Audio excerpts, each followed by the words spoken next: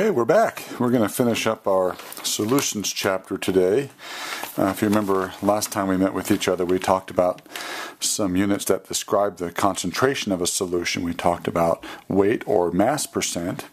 We talked about mole fraction, molarity, the most important of the concentration units, and then molality. And we did several examples. Today I want to talk a little bit about dilution. I like to always talk about my orange juice example whenever I talk about a dilution problem. And I'm not sure about you folks, but at our house we have a designated pitcher that we use to make orange juice. So I don't know, it has a little plunger inside of it. Have you guys ever seen these before? There's a little handle here, and then there's a lid that fits on top. And then it has this cool little plunger. And you push it up and down, and it mixes up the orange juice with the water in there really quickly.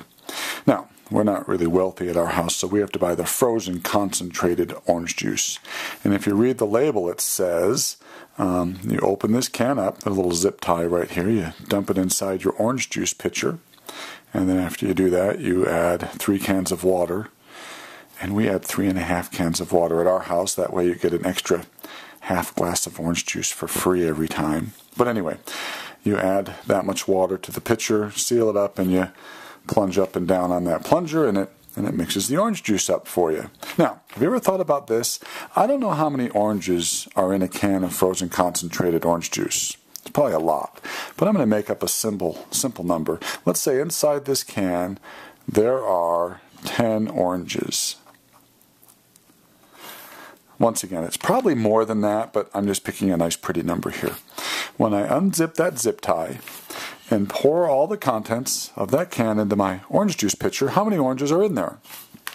Well, I hope you would agree all 10 oranges make it inside the pitcher. So there are 10 oranges in the can, and I'm dumping them all inside my pitcher.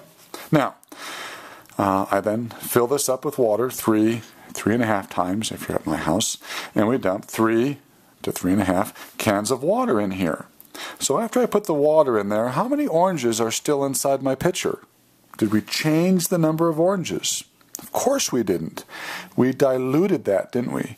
We changed the volume of the solution without changing the number of oranges. That's what a dilution does.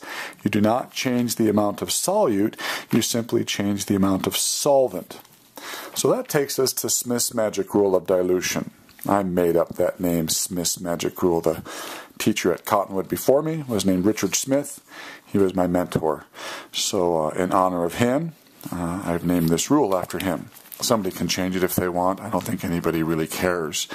But the rule is M1V1 equals M2V2. Now M1 is the molarity of your concentrated solution. Now remember, molarity is moles per liter.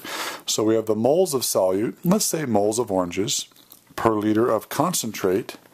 And if we multiply that by the volume of the concentrate, you see liters divide out, and we simply have moles of oranges before the dilution, the moles of the concentrate.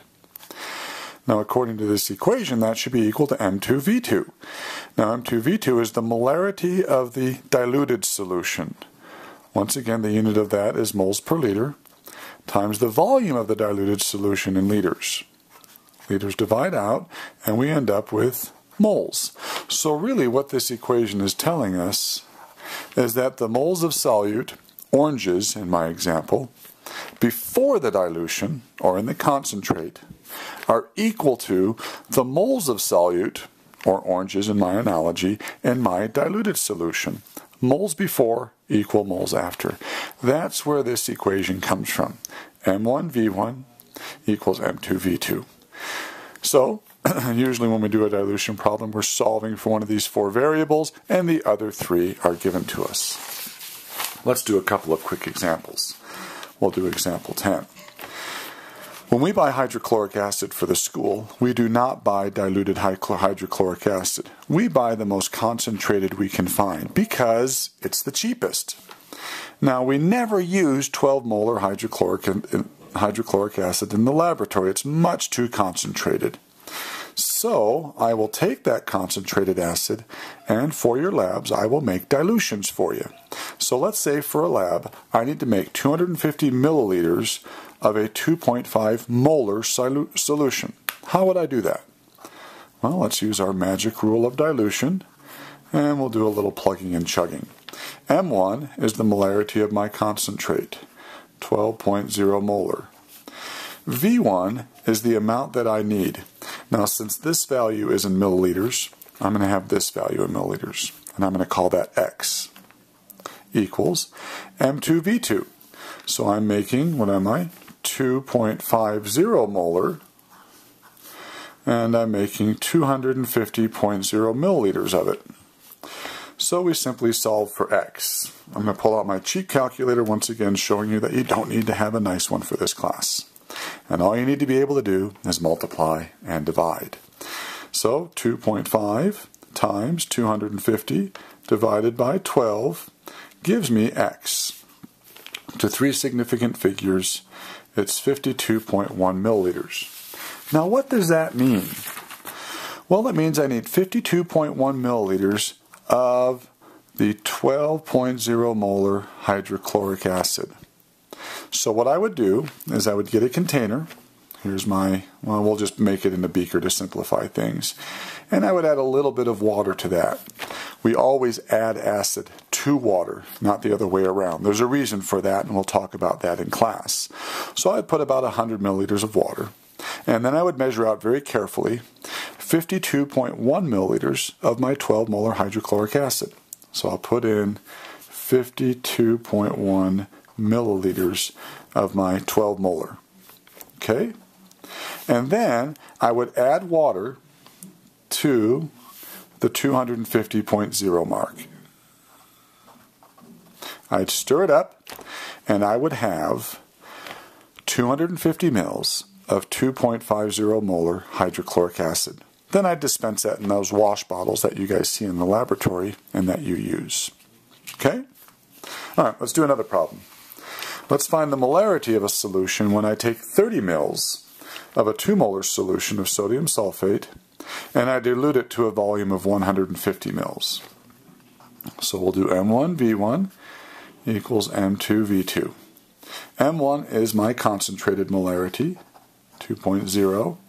V1 is my volume of the concentrated, and I use 30 mils of the 2 molar. And I want to find the molarity of the diluted solution. So that's when I've diluted it to a total volume of 150 mils. So I've added approximately, well, I've added 120 mils of water to this. So let's quickly solve for X. That would be the molarity of my diluted solution. So we'll clear this out. We have 2 times 30 divided by 150 gives me 0.40 molar. So that would be the molarity of my diluted solution. Pretty easy? Yeah, I think so. Let's do one more just for fun. Let's find the volume when we take 400 mils of 2 molar sodium hydroxide and we dilute it to a volume, or excuse me, to a molarity of 0.10 molar. So M1V1 equals M2V2. The molarity of my concentrate is 2.0 molar. The volume is 400 milliliters. And I want to turn that into 0.10 molar. And I want to find out what volume I need.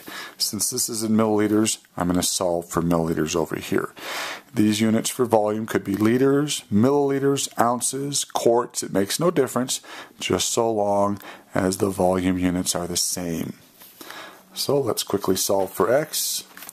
2 times 400 divided by 0.1, and I round this off to 2 sig figs, so I get 8.0 times 10 to the third milliliters. That's 8,000 expressed with 2 significant figures, and that would be the volume of my diluted solution. Okay, that is dilution. Now, that wraps up our chapter 12 on solutions. There's some math here, so make sure you review the notes often. Now, In just a few minutes, I'm going to make the next video, and I'm going to do a couple of example problems for you, just to make sure you guys can do your homework. So take a look at what we'll be doing here in just a bit. We'll be doing this problem. So I'm going to give you the mass of the solute, the mass of water. We're going to find molarity, molality, mole fraction, and weight percent. That'll be lots of fun. I'll do that one for you. And then we'll do some of this page here, where I give you either the molality, weight percent, and we find the mole fraction, or whatever value is missing here. Okay, so stay tuned. We'll be doing that next. Thanks.